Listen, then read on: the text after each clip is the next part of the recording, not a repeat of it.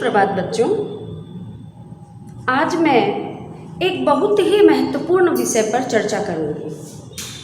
बच्चों, हमारे मुंह से जो ध्वनियाँ निकलती हैं और ध्वनियाँ को लिखने के काम में लाने वाली ध्वनि को वर्ण कहते हैं। आज का विषय हमारा यही है, वर्ण विचार। तो क्या है कि हमारे मुंह से जो ध्वनियाँ निकलती हैं और ध्वनियों को हम लिखने के काम में लाते हैं, उन्हीं ध्वनियों को वर्ण कहा जाता है। अब ये वर्ण कितने प्रकार के होते हैं?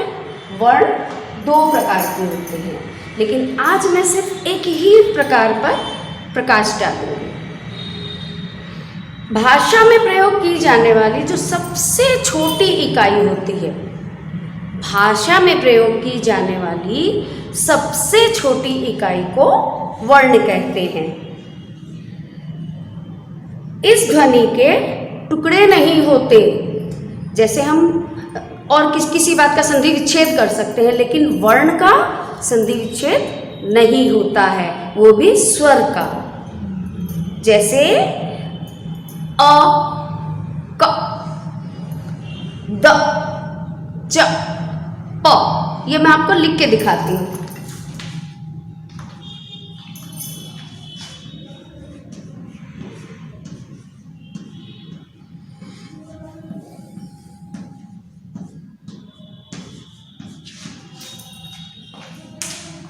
ये जैसा कि आपने देखा, अ ये संपूर्ण स्वर है, इसमें किसी का मेल नहीं है, ये अपने आप में स्वतंत्र वर्ण है। लेकिन जब हम क बोलते हैं तो क के साथ में अ की ध्वनि निकलती है, यानी क स्वतंत्र नहीं है। लेकिन जब हम इसके पीछे हलंत लगाते हैं तो ये अधूरा क है, क सिर्फ इतना है। तो अब जब क का हम विच्छेद नहीं कर सकते और न ही च, द और प का कर सकते हैं। जैसा कि मैंने बताया, वर्ण 2 प्रकार के होते हैं, स्वर वर्ण और व्यंजन वर्ण। देखो बच्चों, ये दोनों वर्ण जो होते हैं ये अलग अलग हैं, इसीलिए मैं इनको अलग अलग विश्लेषण में लेकर आऊंगी। अब ये 2 अलग अलग क्यों हैं? स्वर का मतलब हवा के दबाव के कारण, हवा के दबाव के कारण जो भी साउंड क्रिएट करते हैं, हम लोग हवा के दबाव के कारण, प्राणवायु के कारण जो भी ध्वनि क्रिएट करते हैं, जो साउंड क्रिएट करते हैं, वो ध्वनि कहीं नहीं रुकती, वो कहीं अटकती नहीं। इसीलिए वो साधारण रूप में बड़े इजी वे में वो मुंह से बाहर निकल आती है। अब ध्वनियाँ अटकती कहाँ हैं? जैसे तालु में, मूर्धा में, दंत में, ओष्ठ में। ओष्ठ मीन्स होठ, दंत मीन्स दांत, मूर्धा मीन्स तालु और इसके दंत के बीच में जो जगह होती है ऊपर वाली। ये सब बच्चों आपको खुद से अपनी जीभ को ऊपर नीचे करके महसूस करना होगा। इसे हम सिर्फ बता सकते हैं, लेकिन फील आप ही को करना होगा। और तालु जो हम जीभ को ऊपर सटा लेते हैं, और कंठ तो आप जानते ही हैं, गले को कहते हैं। तो जो आवाज, जो साउंड, जो आवाज वो हम क्रिएट करते हैं, वो ध्वनि कहीं नहीं रुकती। इसलिए बोलते समय उससे कंठ में कहीं भी रुकावट नहीं आती। जब स्वर वर्ण हम बोलते हैं तो कंठ में कहीं रुकावट नहीं आती, वो तुरंत निकल आता है, हम तुरंत उसको बोल सकते हैं। कहते हैं कि छोटा बच्चा सबसे पहले माँ बोलता है, लेकिन बच्चों मेरा ये मानना नहीं है, और व्याकरण का भी ये नहीं मानना है। बच्चा सबसे पहले स्वर बोलता है, क्योंकि उसकी ये 5 इंद्रियां परिपक्व नहीं होती, इसलिए वो व्यंजन वर्ण बोल ही नहीं सकता। अब माँ आप बोल के देखिए, माँ, उसमें आपके होठ का भी प्रयोग होता है, जीभ अंदर की तरफ हर जगह टच होती है, तब जाके कंठ में से आवाज़ निकलती है। आप खुद सोचिए, क्या एक छोटा बच्चा इतनी प्रक्रियाएं कर सकता है? नहीं, वो सबसे पहले स्वर बोलता है, अ, आ, और हम लोग ममतावश प्यार कारणवश सोचते हैं कि बच्चा आ नहीं माँ बोल रहा है। जब उस बच्चे के ये सारे सिस्टम, ये पांचों सिस्टम ओष्ठ, दंत, मूधा, तालु और कंठ, ये पांचों सिस्टम जब परिपक्व हो जाएंगे तब वो व्यंजन वर्ण बोलने के लिए तैयार होगा। तो बच्चों, स्वर वर्ण बोलते समय प्राणवायु कहीं भी रुकावट का सामना नहीं करती। क्या कहा स्वर वर्ण के लिए? स्वर वर्ण बोलते समय प्राणवायु कहीं भी रुकावट का सामना नहीं करती। स्वर बड़ी आसानी से हमारे मुंह से बाहर आ जाते हैं। आप खुद बोल के देखिए, अ, आ, ई, उ, ए, ऐ, ओ, औ। सारे वर्ण हमारे कंठ से निकल जाते हैं और कहीं कोई रुकावट ही नहीं आती है। ये हुए स्वर वर्ण। अब हम लोग समझेंगे कि स्वर वर्ण कितने हैं। जैसा कि मैंने लिखा, स्वर वर्ण 11 हैं। अब आप कहेंगे कि कौन कौन से? तो वो है ए, आ, ई, उ, री, ए, ऐ, ओ, औ। अब आप कहेंगे अंग और अह भी तो होता है।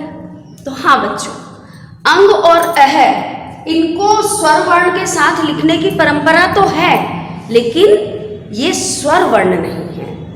अंग जो है वो अनुस्वार कहलाता है और अह जो है वो विसर्ग कहलाता है। अतः यह अयोगवा है। तो हम क्या कहेंगे कि स्वर वर्ण 11 होते हैं और 2 अयोगवा। अब इसमें बचा री।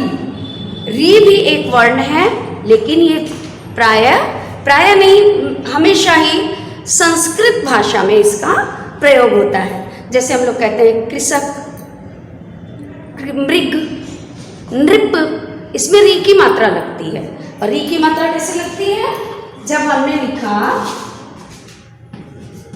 मृग तो ये लगी री की मात्रा। हमने लिखा नृप तो ये लगी री की मात्रा। तो ये री की मात्रा होती है। अब बच्चों, एक प्रॉब्लम और होती है कि लोग उच्चारण गलत करते हैं। जब उच्चारण गलत होंगे तो आप सही तरीके से लिख भी नहीं पाओगे। किस मात्रा का स्थान कहाँ है और उसका उच्चारण स्थान कहाँ है, ये आपको अपने आप से अनुभव करना पड़ेगा। आप उसको उसे बोलकर देखना होगा, तभी आप उस बात को समझ पाएंगे। अब समस्या क्या है कि जब हम लोग कहते हैं गृह कार्य,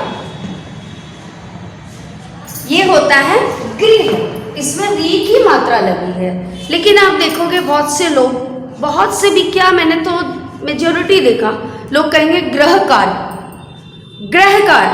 अब ग्रह तो एक प्लेनेट हो गया, ग्रह। अब ये हुई, ये हुआ ग्रह।